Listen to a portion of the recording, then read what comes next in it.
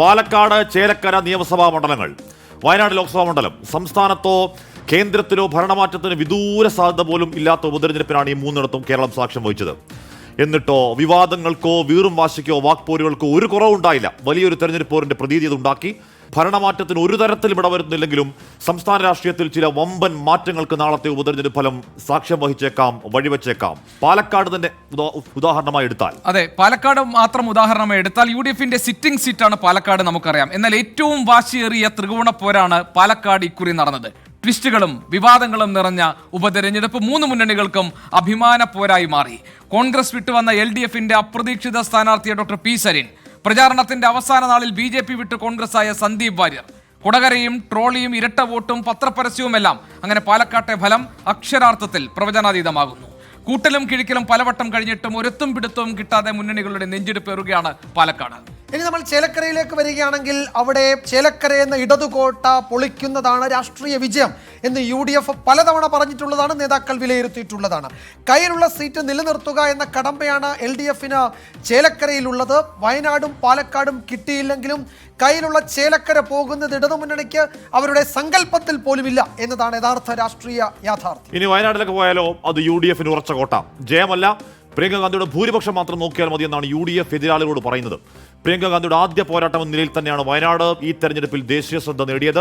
അവിടെ ഭൂരിപക്ഷം കുറഞ്ഞാൽ അത് പ്രിയങ്കയുടെ ജയത്തിന്റെ മാറ്റ് കുറയ്ക്കുകയും ചെയ്യും. അത് സംസ്ഥാന KPCC അത്ര ഗുണകരമാവില്ല. പാർലമെന്റ് ശീതകാല സമ്മേളനം തിങ്കളാഴ്ച തുടങ്ങുകയാണ്.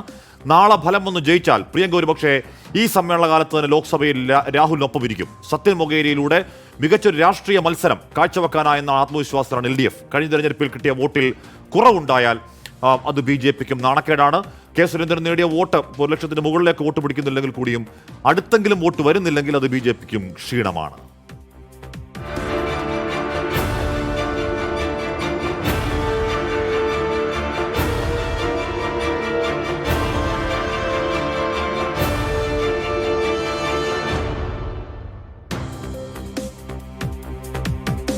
പെട്ടിപ്പൊട്ടിക്ക് മുൻപുള്ള മുന്നണികളുടെ പ്രതീക്ഷകൾ, അവരുടെ നിരാശകൾ, അവരുടെ ആശങ്കകൾ, ആദികൾ ഒക്കെ നോക്കുന്ന ഒരു പ്രത്യേക ഷോയിലേക്ക് പ്രിയപ്പെട്ട പ്രേക്ഷകർക്ക് സ്വാഗതം.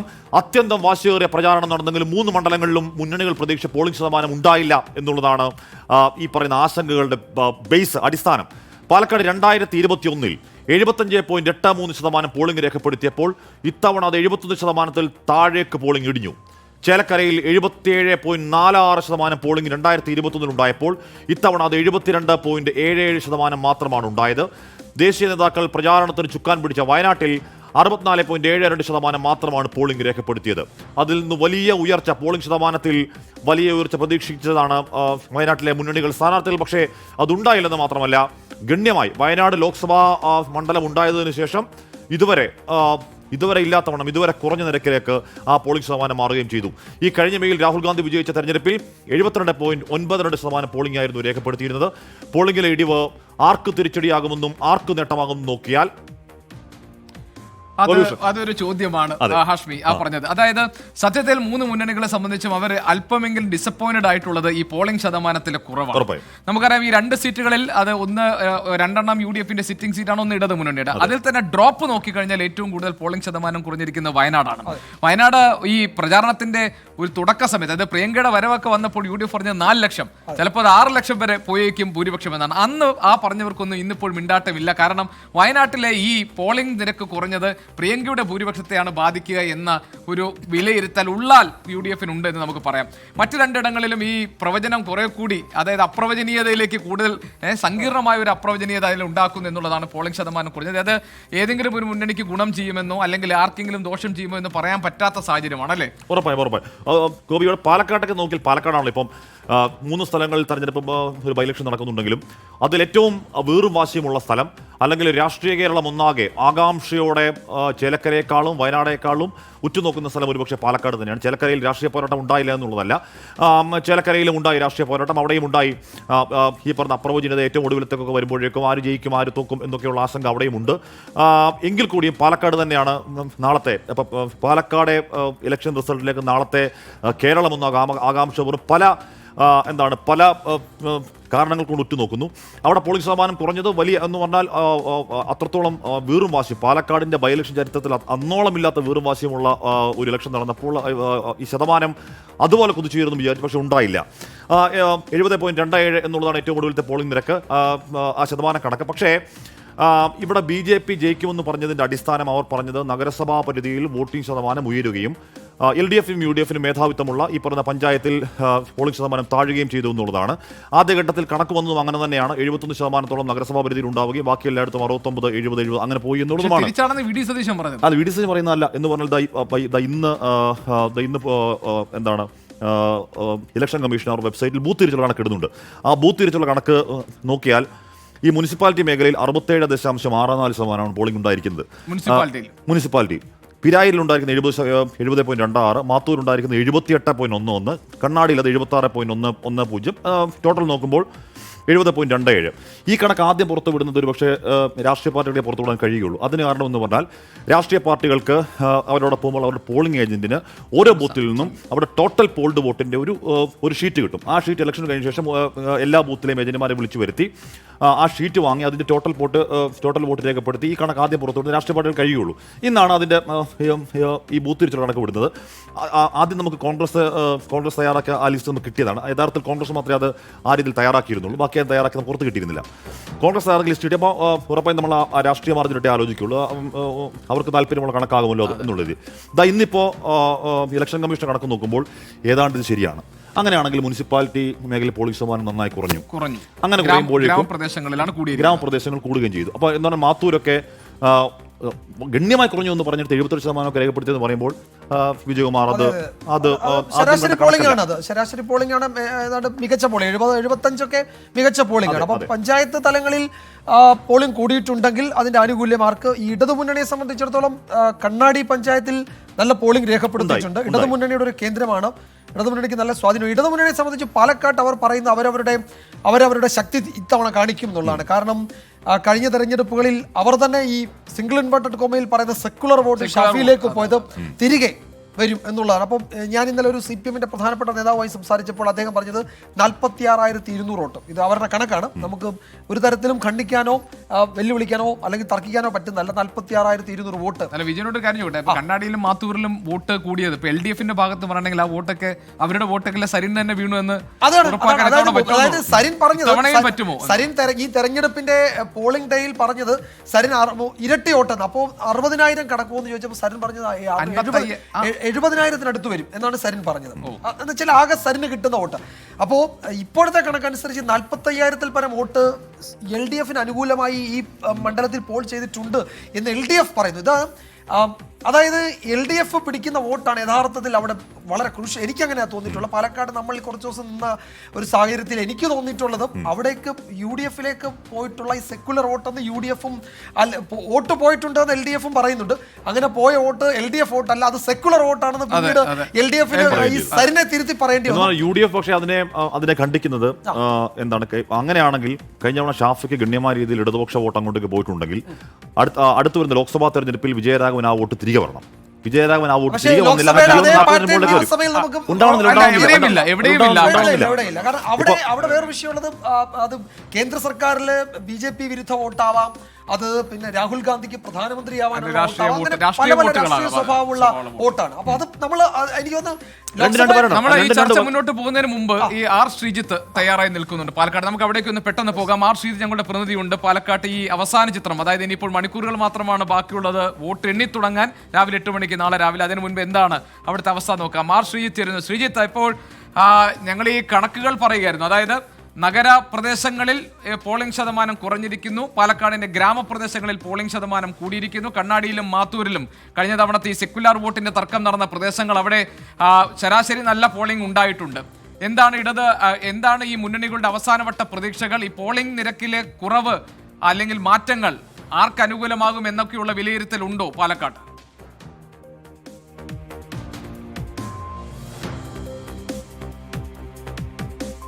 ഗോപികൃഷ്ണൻ പോളിംഗ് ശതമാനം ഉയർന്നാൽ UDF-നും പോളിംഗ് ശതമാനം താഴ്ന്നാൽ LDF-നും എന്നൊരു പരമ്പരാഗത സമീപനം നമ്മൾ ഇലക്ഷൻ വിലയിരുത്തലിന്റെ കാലത്തിൽ കഴിഞ്ഞ കുറേ കാലങ്ങളായി പ്രയോഗിക്കാറുണ്ട്. എന്നാൽ അടുത്ത കാലത്തായി അത് ശരിയല്ല എന്ന് വ്യക്തമാക്കുന്ന കണക്കുകളാണ് നമുക്ക് ഇതിനു മുമ്പ് കടന്നുപോയ പല തെരഞ്ഞെടുപ്പുകളും പരിശോധിച്ചാൽ മനസ്സിലാകുന്നത്. അതുകൊണ്ട് തന്നെ പാലക്കാട് ഈ പോളിംഗ് ശതമാനത്തിലെ കുറവ് മൂന്ന് മുന്നണികളെയും ആശങ്കയിലാക്കിയിട്ടുണ്ട് എന്നാണ് നമുക്ക് മനസ്സിലാക്കാൻ കഴിയുന്നത്. പോളിംഗ് ശതമാനത്തിന്റെ കുറവ് കൊണ്ട് ആർക്കെങ്കിലും പ്രയോജനമോ ഉണ്ടാകുമെന്നുള്ള പ്രതീക്ഷ മൂന്ന് മുന്നണികളും പുലർത്തുന്നില്ല. എന്നാൽ ഈ നഗരപ്രദേശങ്ങളിൽ വോട്ട് കുറഞ്ഞു, പോളിംഗ് ശതമാനം ഗണ്യമായി കുറഞ്ഞു എന്നതൊരു വസ്തുതയാണ്. പാലക്കാട് നഗരസഭയിലെ പല ബൂത്തുകളിലും ഇപ്പോൾ 1450 വോട്ടുകളുള്ള ബൂത്തുകളിലൊക്കെ തന്നെ ഏതാണ്ട് 900 വോട്ടുകൾ മാത്രം പോൾ ചെയ്ത സ്ഥലങ്ങളൊക്കെ ഉണ്ട്. അപ്പോൾ ശരാശരി ഒരു 65-60% വോട്ടുകളാണ് പല ബൂത്തുകളിലും ഉണ്ടായിട്ടുള്ളത്. അത് ഉപതെരഞ്ഞെടുപ്പിനോട് ആളുകൾ പ്രകടിപ്പിച്ച ഒരു താല്പര്യക്കുറവ് എന്ന് വേണമെങ്കിൽ പറയാം. അല്ലെങ്കിൽ ആളുകൾ പലരും സ്ഥലത്തില്ലാതെ പോയി അങ്ങനെയൊക്കെയുള്ള പ്രശ്നങ്ങളൊക്കെ ഉണ്ട്. എന്തായാലും UDF ക്യാമ്പ് പറയുന്നത് ഏറ്റവും മോശമായ സാഹചര്യത്തിലാണെങ്കിൽ പോലും അവർക്കൊരു 5000-6000 വോട്ടിന് ഇവിടെ ജയിക്കാൻ കഴിയും എന്നാണ് പറയുന്നത്. അതിനവർ അടിസ്ഥാനമായി പറയുന്നത് പിരായിരിയിൽ പോളിംഗ് ശതമാനം കഴിഞ്ഞ തവണത്തെ അപേക്ഷിച്ച് താഴ്ന്നിട്ടുണ്ടെങ്കിലും അവിടെ പോൾ ചെയ്ത വോട്ടുകളുടെ എണ്ണം കഴിഞ്ഞ തവണത്തേക്കാൾ കൂടുതലാണ് എന്നാണ്. അതായത് പിരായിരിയിൽ കഴിഞ്ഞ തവണ 26,000 വോട്ട് ആണ് പോൾ ചെയ്തെങ്കിൽ ഇത്തവണ 200 വോട്ട് കൂടുതലാണ്. 26,200 വോട്ടുകൾ പിരായിരിയിൽ പോൾ ചെയ്തു. അവിടെ UDF പ്രതീക്ഷിക്കുന്ന മെജോറിറ്റി ഒരു 5000-6000 വോട്ടിൻ്റെ ഭൂരിപക്ഷമാണ് പ്രതീക്ഷിക്കുന്നത്. അതായത് നഗരസഭയിൽ BJP ലീഡ് ചെയ്താൽ തന്നെ ആ ലീഡിനെ മറികടക്കുന്നത് പിരായിരിയിലെ വോട്ടും അവിടുത്തെ ഭൂരിപക്ഷവും കൊണ്ടാണ് എന്നതാണ് UDF-ന്റെ. അങ്ങനെയാണ് കഴിഞ്ഞ തവണ മെട്രോമാൻ ശ്രീധരനെ തോൽപ്പിക്കാൻ ഷാഫി പറമ്പിലിന് സഹായമായതും പിരായിരിയിലെ വോട്ടിൻ്റെ ലീഡായിരുന്നു. ഇത്തവണ പിരായിരിയിൽ പോളിംഗ് കുറഞ്ഞത് അവർക്ക് തെല്ല ആശങ്ക ഉണ്ടാക്കിയിട്ടുണ്ട്. മാത്രമല്ല ഈ സന്ദീപ് വാര്യരുടെ വരവ് മുസ്ലിം മേഖലയായ പിരായിരിയിൽ ചില സ്ഥലങ്ങളിലെങ്കിലും വലിയ തോതിൽ ചർച്ചയായിട്ടുണ്ട്. അത് വോട്ടെടുപ്പിനെ ബാധിക്കുമെന്ന ആശങ്ക UDF ക്യാമ്പുകൾ തന്നെയുണ്ട്. എന്നാൽ കണ്ണാടി പഞ്ചായത്തിൽ CPIM-ന്റെ ശക്തി കേന്ദ്രമാണ്. കണ്ണാടി പഞ്ചായത്തിൽ 70% പരമാണ് വോട്ടെടുപ്പ്. അവിടെ പരമാവധി വോട്ടുകൾ പോൾ ചെയ്യിക്കാൻ CPIM-ഉം LDF-ഉം നന്നായി ശ്രമിച്ചിട്ടുണ്ട്.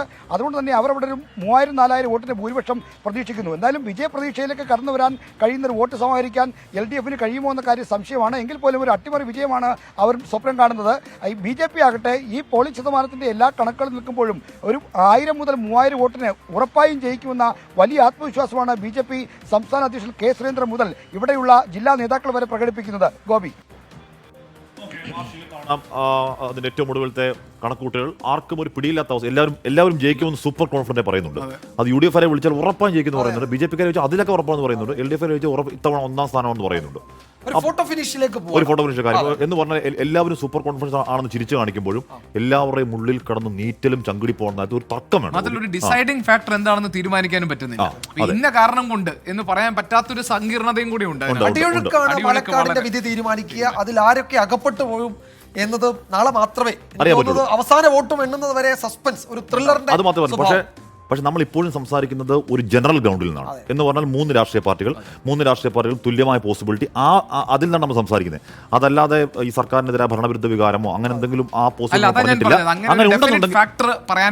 എന്ന് പറഞ്ഞാൽ ഭരണവിരുദ്ധ വികാരത്തെ കുറിച്ച് ചർച്ചകൾ ഉണ്ടായിട്ടില്ല എന്ന് കരുതി വോട്ടർമാരുടെ മനസ്സിലാവുന്നു ഇല്ല എന്ന് പറയാൻ കഴിയും. പക്ഷേ ഒരു ട്രെൻഡ് ഉണ്ടായിരുന്നെങ്കിൽ ഉറപ്പായും 75-80 ഇടയിൽ ശതമാനം ആളുകൾ വോട്ട് ചെയ്യണമായിരുന്നു. ഈ ട്രെൻഡിനെ നമ്മൾ പോളിംഗിലാണ് പ്രതിഫലിക്കേണ്ടത്. ഒരു ഇപ്പൊ സർക്കാരിനെതിരെ എന്തെങ്കിലും ഒരു സംഗതി ഉണ്ടെങ്കിൽ അത് പ്രകടിപ്പിക്കാൻ ആളുകൾ വോട്ട് ബൂത്തിലെത്തണം. അപ്പോഴെന്താ ഒരു 75-80% ആ ട്രെൻഡിന്റെ റിസൾട്ട് എന്ന മട്ടിൽ പോളിംഗ് ശതമാനം ഉയരണം. പക്ഷെ ഇത് 75-ലും ഏതാണ്ട് 70-ൽ ഇങ്ങനെ നിൽക്കുകയാണ്. അപ്പൊ പ്രകടമായി ഒരു ട്രെൻഡ് ഇല്ല എന്നുള്ളതാണ് അതാണ് ഒരു ട്രെൻഡ്. ഒരു ട്രെൻഡും അവിടെ ഇല്ല. അത് നമ്മൾ ഈ പറഞ്ഞ ട്രെൻഡ് ഉണ്ടാക്കാൻ ഈ തെരഞ്ഞെടുപ്പ് കാലത്ത് നടത്തിയ ശ്രമങ്ങളൊന്നും ആളുകളിലേക്ക് എത്തിയിട്ടില്ല. അല്ലെങ്കിൽ ആളുകൾ അതിനെ അവഗണിച്ചു. അപ്പോൾ ഒരു ഭരണവിരുദ്ധ വികാരമോ അല്ലെങ്കിൽ ഏതെങ്കിലും ആരോടെങ്കിലുമുള്ള വലിയ താല്പര്യമോ ഏതിനോടെങ്കിലുമുള്ള കടുത്ത വിയോജിപ്പോ അതൊക്കെ ഉണ്ടാകണമെങ്കിൽ 70% ബൈപ്പോളാണ് എന്ന നിലയിൽ, അതായത് ഒരു ഉപതെരഞ്ഞെടുപ്പാണെന്ന നിലയിൽ കുറച്ച് പൊതുവെ ബൈ ഇലക്ഷനുകളിൽ ഒന്നാമത്തെ കാര്യം സർക്കാരിനെ ബാധിക്കുന്ന പ്രശ്നമൊന്നുമല്ല എന്നൊക്കെ ഇരിക്കെ പൊതുവെ ബൈ ഇലക്ഷനിൽ കാണുന്ന ഒരു മാന്യം അവിടെ ഉണ്ടായിട്ടുണ്ട്. എനിക്ക് തോന്നുന്നത് ആ മാന്യത്തിൽ കുറവ് മാന്യമാണ് ഒരുപക്ഷെ പാലക്കാട് സംഭവിച്ചത്. പാലക്കാട് ചേലക്കരി. ഓക്കെ, ഇനിയിപ്പോൾ പാലക്കാട് നിയമസഭാ മണ്ഡലത്തിൽ 2021 ഇലക്ഷൻ ഫലവും നോക്കണം. ഒന്ന് വേഗത്തിൽ പരിശോധിച്ചാൽ അത് UDF സ്ഥാനാർത്ഥി ഷാഫി പറമ്പിലിന് 38.06% വോട്ടാണ് അന്ന് ഷാഫി പറമ്പിലൂടെ സ്വന്തമാക്കിയത്. 38.34% വോട്ടുമായി NDA സ്ഥാനാർത്ഥി E. ശ്രീധരൻ 3867 വോട്ടുകൾക്ക് മാത്രം വ്യത്യാസത്തിൽ തൊട്ടു പിന്നിൽ രണ്ടാം സ്ഥാനത്തെത്തി. മൂന്നാം സ്ഥാനത്ത് LDF സ്ഥാനാർത്ഥി CP പ്രമോദ് ആവട്ടെ 25.64% വോട്ട് നേടി. മറ്റുള്ളവർ 0.96% വോട്ട് മാത്രമാണ് നേടിയത്. അങ്ങനെയാണ് അത് ഇഞ്ചോടിഞ്ച് പോരാട്ടം. നമുക്കറിയാം ആദ്യം മുതലത്തെ നഗരസഭയിൽ തുടങ്ങിയ ലീഡ് അതിങ്ങനെ കയറി വന്ന് പിരായിരിയിൽ ജസ്റ്റ് ഒന്ന് നികന്ന് പിന്നെയും കയറി, പിന്നെ ഏറ്റവും കൂടുതൽ കണ്ണാടിയിലേക്ക് എത്തുമ്പോഴേക്കും ഒരു ഫോട്ടോ ഫിനിഷ്, അക്ഷരാർത്ഥത്തിലെ ഫോട്ടോ ഫിനിഷിലേക്ക് പോയി. ഏതാണ്ട് അതേ മട്ടിൽ കാര്യങ്ങൾ വരുമോ എന്നുള്ളതാണ് ഒരു ചോദ്യം. സാധ്യത തള്ളിക്കളയാൻ കഴിയില്ല. ഏതാണ്ട് ആ മട്ടിലാണ് കാര്യങ്ങൾ പോകുന്നത്. അതിൽ ഞാൻ പറയുന്ന ഒരു ഘടകം എന്ന് പറയുന്നത് സരിൻ CPM സ്ഥാനാർത്ഥി LDF സ്ഥാനാർത്ഥി പിടിക്കുന്ന വോട്ടാണ്. അത് ഈ CPM നേതാക്കൾ പറയുന്നത് പോലെ അവരുടെ വോട്ട് മുഴുവൻ പിടിച്ചിട്ടുണ്ടെങ്കിൽ അത് എന്ത് റിസൾട്ട് അവിടെ ഉണ്ടാക്കും എന്നുള്ളത് ഒരു വളരെ ഒരു പ്രധാനപ്പെട്ട ഘടകം. അതല്ലാതെ മറ്റൊന്നും പുതുതായിട്ട് അവിടെ കാണുന്നില്ല. അല്ല, ഉണ്ട്. സന്ദീപ് വാര്യർ BJP വിട്ടുപോയത് BJP ക്യാമ്പിലെ മുഴുവൻ വോട്ടുകളും കൊണ്ടുവരുമോ അതോ കൂടുതൽ വോട്ട് ഇവിടെ എത്തിക്കുമോ എന്നുള്ള ക്വസ്റ്റ്യൻ ഉണ്ട് മറുഭാഗത്ത്. ഒരു BJP നേതാവിനെ വിളിക്കുമ്പോൾ BJP നേതാവ് പറഞ്ഞത്, ഹാഷ്മി ഇത് കഴിഞ്ഞ് ഞങ്ങൾ ഒരു ബോർഡ് വെക്കും, സന്ദീപ് വാര്യർ ഈ വീടിന്റെ ഐശ്വര്യം എന്നൊരു ബോർഡ് ഞങ്ങൾ വെക്കും ഒരു നേതാവ് പറഞ്ഞു. അതിന് കാരണം എന്ന് പറയുന്നത്, സന്ദീപ് വാര്യർ പാർട്ടിക്കുള്ളിൽ നിന്നുകൊണ്ട് പാർട്ടിക്കെതിരെ വിമർശനം ഉന്നയിച്ചാൽ സന്ദീപ് വാര്യർ പറയുന്ന വിഷയത്തിൽ ആ കോസിനോട് യോജിച്ച് നിൽക്കാൻ കുറേയധികം BJP പ്രവർത്തകർ ഉണ്ടാകും, സഹതാപം അദ്ദേഹത്തിനുണ്ടാകും. ഇത് പാർട്ടിക്ക് പുറത്തേക്ക് പോയെന്ന് മാത്രമല്ല, RSSനെ വിമർശിച്ചെന്ന് മാത്രമല്ല, പാണക്കാട്ടേക്ക് പോയി എന്ന് മാത്രമല്ല, ജിഫ്രിത്തങ്ങളെ പോയി കണ്ടു എന്നുള്ളത് മാത്രമല്ല, അങ്ങനെ വരുമ്പോഴേക്കും ഈ മോഡിയെ വിമർശിച്ചു. അങ്ങനെ മൊത്തത്തിൽ അവിടെ ഈ പറയുന്ന എല്ലാ പാർട്ടികളും പോലെ BJPയിലും കാര്യമായി തന്നെ ഇന്റേണൽ ഫ്ലൂ ഉള്ള സ്ഥലമാണ്. ഇന്റേണൽ ഫ്ലൂളിൽ ചിന്നിച്ചിതറുന്ന പാർട്ടി വോട്ടുകൾ ഒന്ന് കൂടിച്ചേരാൻ സഹായിച്ചു. അവസാന വട്ടത്തിൽ പിന്നെ BJP വിടുന്നു, BJPക്കെതിരെ വിമർശനം ഉന്നയിക്കുന്നു, ഒരു തെരഞ്ഞെടുപ്പിന് തൊട്ടുമുമ്പ് സ്വാഭാവികമായിട്ട് ഈ പറഞ്ഞതുപോലെ ഭിന്നിപ്പാണ് അവിടെ ഉണ്ടായിരുന്നെങ്കിൽ അതിന് ഒന്നിപ്പിച്ചു ഒരു ശക്തിയായി. അതേസമയം സന്ദീപ് വാര്യർ വന്നതിന്റെ തർക്കത്തിൽ മുസ്ലിം വോട്ടുകൾ പോളിയപ്പെട്ടിട്ടില്ല എന്നൊരു ഈ പരസ്യമൊക്കെ നമ്മൾ പരസ്യവിവാദം എന്ന മട്ടിൽ നമ്മൾ നിൽക്കുമ്പോഴും ആ പരസ്യം ആ കമ്മ്യൂണിറ്റിയിൽ ഉണ്ടാക്കിയിട്ട് എന്തെങ്കിലും സ്വാധീനം ഉണ്ടാക്കിയിട്ടുണ്ടോ നമുക്കറിയില്ല. പക്ഷെ എന്ന് പറഞ്ഞാൽ നമ്മളിപ്പോ അത് ഏറ്റവും കൂടുതൽ ബാധിക്കുകയാണെങ്കിൽ ബാധിച്ചത് പിരായിരിയിലാണെന്നാണ് പറഞ്ഞു കേട്ടത്. നമ്മൾ പക്ഷേ ഇലക്ഷൻ കമ്മീഷൻ വിട്ട് ബൂത്ത് കണക്ക് നോക്കിക്കഴിഞ്ഞാൽ പിരായിരിയിലെ ഏതെങ്കിലും ഒരു ബൂത്തിൽ അങ്ങനെ പ്രത്യേകിച്ച് ഏതെങ്കിലും ഒരു പോക്കറ്റിലോ ഏതെങ്കിലും ഒരു മേഖലയിലോ അങ്ങനെ പ്രത്യേകിച്ച് സാധാരണ കുറയുന്ന വ്യത്യസ്തമായി വല്ലാതെ കുറഞ്ഞു നിൽക്കുന്നു, വല്ലാതെ മാറുന്നു. ഈ കണക്കിനെ ഒരുപക്ഷെ മുസ്ലിം വോട്ടിറങ്ങി ചെയ്തിട്ടില്ല സന്ദീപ് ഫാക്ടർ കാരണം എന്നതിനെ സാധൂകരിക്കുന്നതല്ല. വിജയകുമാർ പറഞ്ഞ പോലെ ഇടതുപക്ഷ വോട്ടുകളാണ് ഇനിയിപ്പോൾ ഇടതുപക്ഷത്തിന് കിട്ടുന്ന വോട്ടുകളാണ് നിശ്ചയിക്കുന്നത് പറയുമ്പോഴും ഈ പ്രശ്നങ്ങൾ ഇല്ലാതിരുന്ന ക്യാമ്പല്ല UDF. ഇപ്പോൾ ഷാഫി പറമ്പിലിനെതിരായിട്ടുള്ള അടിയൊഴുക്ക് എന്ന് പറയാം. അപ്പൊ ഷാഫി പറമ്പിലിനെതിരായിട്ടുള്ള ഒരു വികാരമുണ്ട്. രാഹുൽ മാങ്കൂട്ടത്തിന്റെ സ്ഥാനാർത്ഥിത്വം സംബന്ധിച്ച എതിരഭിപ്രായമുള്ള ആളുകൾ അതിനകത്തുണ്ട്. അപ്പോൾ ഈ പ്രതിസന്ധികളൊക്കെ മൂന്ന് മുന്നണികൾ നേരിടുന്നുണ്ടെന്നുള്ളതാണ് പാലക്കാട്. നമ്മൾ ഈ വോട്ടെടുപ്പ് കഴിയുമ്പോൾ കഴിഞ്ഞ ആ സമയം മുതൽ ഒരുപാട് രാഷ്ട്രീയ നേതാക്കളെ വിളിക്കുന്നുണ്ട്. CPമാരെ വിളിക്കുന്നുണ്ട്, BJPക്കാരെ വിളിക്കുന്നുണ്ട്, കോൺഗ്രസ്സുകാരെ വിളിക്കുന്നുണ്ട്. അവർ പറഞ്ഞതിനെ നമ്മൾ ക്രോഡീകരിച്ചിരിക്കും. LDF ക്യാമ്പിന്റെ പ്രതീക്ഷ ഇങ്ങനെയാണ്. അതായത് കഴിഞ്ഞ 2 നിയമസഭാ തെരഞ്ഞെടുപ്പിൽ മൂന്നാമത് പോയി LDF ഇക്കുറി 2ാം സ്ഥാനത്ത് വരും എന്നവർ ഉറച്ച പ്രതീക്ഷ പ്രകടിപ്പിക്കുന്നു. എന്ന് പറഞ്ഞാൽ കഴിഞ്ഞ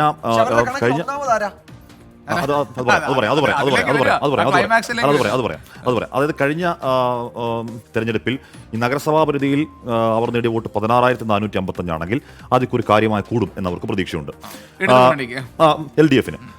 ഇനി പഞ്ചായത്തുകൾക്ക് വന്നാൽ പിരായിരിയിൽ UDFന് ഒരു മൃഗീയ ആധിപത്യം ഇക്കുറി ഉണ്ടാവില്ലെന്നും പിരായിരിയിൽ വോട്ട് LDFനും BJP കുറച്ച് കിട്ടുമെന്ന് പ്രതീക്ഷിക്കുന്നു. അവിടെ ഒരു 8,000 to 9,000 വോട്ട് LDF പ്രതീക്ഷിക്കുന്നുണ്ട്. മാത്തൂരും കണ്ണാടിയും നേരത്തെ ഹെയർലൈൻ ഭൂരിപക്ഷമാണെങ്കിൽ ഇക്കുറി കുറച്ചുകൂടി ഭൂരിപക്ഷം ആയിരങ്ങളിലേക്ക് വരുമെന്ന് പ്രതീക്ഷിക്കുന്നുണ്ട്. അവർ ബേസ് വോട്ടായ 34,000 to 39,000 വോട്ട് 44,000 വോട്ടിലേക്ക് ഉയരുമെന്നുള്ളതാണ് അവരുടെ ഒരു ഇന്റേണൽ അത്. ഇനി 1ാം സ്ഥാനത്ത് ആരും ചോദിച്ചു കഴിഞ്ഞാൽ വളരെ നേരിയ ഭൂരിപക്ഷത്തിൽ രാഹുൽ മാങ്കൂട്ടത്തിൽ 1ാം സ്ഥാനത്തേക്ക് വരും എന്നുള്ളതാണ് LDFന് കണക്ക്. ഞാൻ ഇന്ന് രാവിലെ വിളിച്ച CPM അവിടെ ഒന്നാമത് BJP വരും, 2ാം സ്ഥാനത്തിന് വേണ്ടി കോൺഗ്രസും LDFും തമ്മിൽ മത്സരം നടക്കുന്നുണ്ടെന്നും അതിൽ ഒരു 500 വോട്ടിനെങ്കിലും ഇടതു മുന്നണി രണ്ടാമതായിരിക്കും അദ്ദേഹം പറഞ്ഞത്. അല്ല, 1ാം സ്ഥാനത്ത് BJP വരെയാണ്. ആരുടെയൊക്കെ വോട്ടുകളാണ് മറയുന്നത് എന്ന് പറഞ്ഞു. അവരുടെ വോട്ട് പിടിച്ചു എന്നുള്ളതാണ്. നമ്മൾ പല നേതാക്കളെ വിളിച്ചാൽ നമ്മൾ നാറ്റുകുറിക്കാണ് ഞാൻ പറയുന്നത്. ഇനി UDF ക്യാമ്പിലേക്ക് വന്നാൽ UDF ക്യാമ്പ് രാഹുൽ മാങ്കോട്ടൻ ജയിക്കുമെന്ന് ഉറപ്പായും പറയുന്നുണ്ട്. എന്ന് പറഞ്ഞാൽ ഒരുപക്ഷെ കഴിഞ്ഞ തവണ നേടിയ ഭൂരിപക്ഷം അത്രത്തോളം ആദ്യം പറഞ്ഞ 10,000 വോട്ട് ഭൂരിപക്ഷം എന്ന അവകാശം അത് ഇപ്പോൾ അവർ കാര്യമായി ഉന്നയിക്കുന്നില്ല. ഒരു ഷാഫി നേടിയ 3,849 താഴുകയുമില്ല. അതിനിടയിൽ ഒരു റേഞ്ചിൽ ജയിക്കും എന്ന് തന്നെ പറയുന്നുണ്ട്. അതിന് കാരണമായി അവർ പറയുന്നത്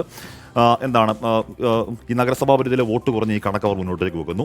ഈ ശ്രീധരൻ 6,000 വോട്ടിൽ ലീഡ് നഗരസഭാ പരിധിയിൽ നേടിയെങ്കിൽ സി കൃഷ്ണകുമാറിന് ആ ലീഡ് അവിടെ എടുക്കാനുള്ള ഒരു രാഷ്ട്രീയ കാരണവും ഇല്ലെന്നാണ് വിശദീകരിക്കുന്നത്. എന്ന് പറഞ്ഞാൽ ഈ ശ്രീധരനല്ല സി കൃഷ്ണകുമാർ, ഈ ശ്രീധരൻ അദ്ദേഹത്തിന്റെ രീതിയിൽ വലിയ ഏറ്റവും മികച്ച കാരണം രാഷ്ട്രീയേതര വോട്ടുകൾ കൂടി അതെ ഉണ്ടായിരുന്നു. അപ്പൊ അങ്ങനെ ശ്രീധർ അവിടെ 6000 വോട്ട് ഭൂരിപക്ഷം ശ്രീധരൻ നേടിയെങ്കിൽ ഇക്കുറി അത്രയും വോട്ട് അവർ നേടാൻ പോകുന്നില്ല. പിരായിരിയിലും മാത്തൂരും അടക്കം അങ്ങനെ കാര്യമായ വോട്ടുകൾ നേടാൻ പോകുന്നില്ല. രണ്ടാം സ്ഥാനത്ത് അവർ പ്രതീക്ഷിക്കുന്നത് ആരെയാണ്? BJP തന്നെയാണ്. മൂന്നാം സ്ഥാനത്തേക്ക് പോവുകയും ചെയ്യുന്നത്. ഇനി BJPയുടെ ക്യാമ്പിലേക്ക് വന്നാൽ സി കൃഷ്ണകുമാർ 50,000 വോട്ട് നേടുമെന്ന് അവർ പ്രതീക്ഷിക്കുന്നുണ്ട്. അതിൽ എന്ന് പറഞ്ഞാൽ ഈ നഗരസഭാ പരിധിയിൽ വോട്ട് കൂടി എന്ന നിലയ്ക്കാണ് ഈ എന്ന് പറഞ്ഞാൽ അവർ ജയിക്കും എന്നാണ് അവർ പറയുന്നത്. ഓഫ് കോഴ്സ് അവർ ജയിക്കും തന്നെ പറഞ്ഞു. അത് എന്ന് പറഞ്ഞാൽ 50,000 വോട്ട് നേടി ജയിക്കും എന്നാണ് പറയുന്നത്. അതിൽ ഏറ്റവും പ്രധാനം നഗരസഭാ പരിധി തന്നെയാണ്. 10-32,000 വോട്ടുകൾ നഗരസഭാ പരിധിയിൽ, പിരാരിയിൽ ഒരു 8,000 വോട്ട് വരെ, മാത്തൂരിൽ 5,000 വോട്ട്, കണ്ണാടിയിൽ 6,000-ൽ പരം വോട്ട് അങ്ങനെ പിടിക്കും. അവർക്ക് കഴിഞ്ഞ എത്ര വോട്ട് കിട്ടിയിട്ടുണ്ട്? വളരെ ചെറിയ വോട്ടുകൾ. കണ്ണാടിയിലും മാത്തൂരും ഇഞ്ചോടിഞ്ച് എന്ന് വെച്ചാൽ രണ്ടാം സ്ഥാനത്ത് ഇഞ്ചോടിഞ്ച് മത്സരം BJPയുടെ കണക്കൂട്ടൽ. അതായത് അവിടെ ഇപ്പൊ കണ്ണാടിയിൽ CPM ഒന്നാമതായാൽ LDFനും തൊട്ടടുത്ത് രണ്ടാം സ്ഥാനത്തും അല്ലെ ചെറിയ വ്യത്യാസത്തിൽ മൂന്നാം സ്ഥാനത്തുമാണ് അവരുടെ കണക്കൂട്ടൽ. എന്ന് പറഞ്ഞാൽ അവർക്ക് ആ മേഖലയിൽ നേരത്തെ മാധൂരും BJPന്റെ ബേസ് വോട്ട് എത്രയാണ്, എത്ര വർധനമാണ് അവർ പ്രതീക്ഷിക്കുന്നത്, അത് എവിടെ നിന്നാണ് അവർ പ്രതീക്ഷിക്കുന്നത്? അല്ല, കണ്ണാടിയിൽ മാധൂർ അവർ പ്രതീക്ഷിക്കുന്നത് ഒരുപക്ഷെ കഴിഞ്ഞ തവണ അവർ കിട്ടാതിരുന്ന, ഒരു കാലത്തും അവർ കിട്ടാതിരുന്ന ചില സെഗ്മെന്റുകളിൽ നിന്ന് ചില വോട്ടുകൾ അവർ പ്രതീക്ഷിക്കുന്നുണ്ട്. പിന്നെ സന്ദീപ് വാര്യർ ഫാക്ടറുണ്ട്. ക്രിസ്ത്യൻ വോട്ട് അവരെ കാര്യമായി തന്നെ സ്വാധീനിക്കും. അധികം വോട്ടൊന്നുമില്ല, ഒരു 10,000 വോട്ടൊക്കെ ഉള്ളൂ. പക്ഷെ അധികം വോട്ട് കാര്യമൊന്നുമില്ല. എങ്കിൽ കൂടി കൃഷ്ണകുമാർ മുൻപത്തൊക്കെ പോയി. പക്ഷെ എന്ന് പറഞ്ഞാൽ എന്താണ് ഒരു ഡിസൈസീവായ വോട്ട് അവിടെ ഇല്ല. ഡിസൈസീവ് വോട്ട് അവിടെ ഇല്ല. മാത്രമല്ല യാത്ര മേഖല കേന്ദ്രീകരിച്ച് കോൺഗ്രസ് ആ പ്രശ്നം പരിഹരിക്കാൻ വേണ്ടി എന്തൊക്കെയോ ചില നീക്കങ്ങൾ അവസാനമായിട്ട് നടത്തിയെന്ന് കേൾക്കുന്നുണ്ട്. അതുകൊണ്ട് എത്ര മുൻപം കത്തിച്ചാലും എൻ ബ്ലോക്കായി കൃഷ്ണ വോട്ടുകൾ BJPയിലേക്ക് പോകുന്നില്ലെന്ന് പറയുമ്പോൾ പോലും അവിടെ നിന്ന് പോകുന്ന വോട്ട് ഷാഫിക്ക് കിട്ടിക്കൊണ്ടിരുന്ന വോട്ടാണ്. ഈ മുസ്ലിം ന്യൂനപക്ഷ വോട്ടുകളിൽ ഇത്തവണ ഒരു കൺഫ്യൂഷൻ ഉണ്ടാകുമോ? കാരണം ഈ അവസാന സമയത്ത് പരസ്യ വിവാദവും ഒക്കെ നമ്മുടെ മനസ്സിലുണ്ടല്ലോ. കൺഫ്യൂഷൻ ഉണ്ടാക്കാൻ LDF നടത്തിയ ശ്രമം വിജയിച്ചിട്ടുണ്ടോ എന്നാണ്. അതെ, അത് തന്നെയാണ് ഞാൻ ഉദ്ദേശിച്ചത്. പക്ഷെ എന്ന് പറഞ്ഞാൽ നമ്മളെ കണക്ക് നോക്കിയാൽ, നമ്മൾ ബൂത്ത് ലെവൽ കണക്ക് നോക്കിയാൽ മുസ്ലിം ന്യൂനപക്ഷ വോട്ടുകൾ ചെയ്യപ്പെടാതിരുന്നിട്ടില്ല. എൻ ബ്ലോക്കായി വോട്ട് ചെയ്യപ്പെട്ടിട്ടുണ്ട്. അതേതെങ്കിലും ഒരു മേഖലയിലേക്കാണോ അതോ LDFനോട് പോയിട്ടുണ്ടോ എന്നൊരു ചോദ്യം അവിടെ ഉണ്ട്. എന്നൊരു ചോദ്യം അവിടെ ഉണ്ട്. പക്ഷേ ഒരു BJP ജയിക്കുന്ന പോസിബിലിറ്റി വെച്ചിട്ട് ഞാൻ വിശ്വസിക്കുന്നില്ല. വോട്ടുകൾ സാറിന് കാര്യമായി പോകുന്നു ഞാൻ വിശ്വസിക്കുന്നില്ല.